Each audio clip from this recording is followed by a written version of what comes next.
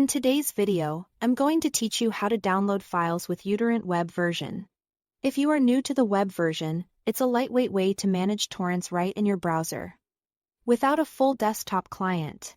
Before we begin, make sure you already have the .torrent files saved on your computer. That small file contains the information Utorrent web needs to locate and download the actual content.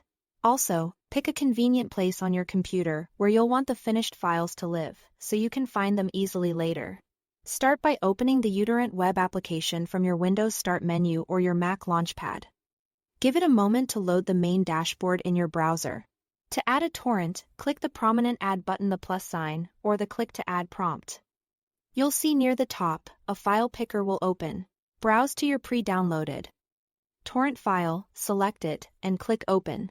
If you prefer a quicker method, you can also drag the .torrent file straight from your system's file explorer into the Open Utorrent web tab. Both options do the same thing, so use whatever feels more natural. This preview is helpful because many torrents include optional extras, like sample clips, text documents, or metadata files. Uncheck anything you don't need to save time and disk space, and keep only the items you actually want. Next, choose where the files will be stored on your computer. Click the three dots next to the directory layout, or use the folder path field and select your preferred destination. Your downloads folder is a common choice. It's a good idea to pick a location with enough free space and one you will remember later.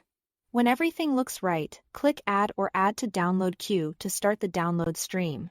You will see the new entry appear in the main Downloads dashboard, where you can watch the live progress bar, the estimated time remaining, and your current transfer speeds. Faster connections and well-seeded torrents typically complete sooner, but times can vary.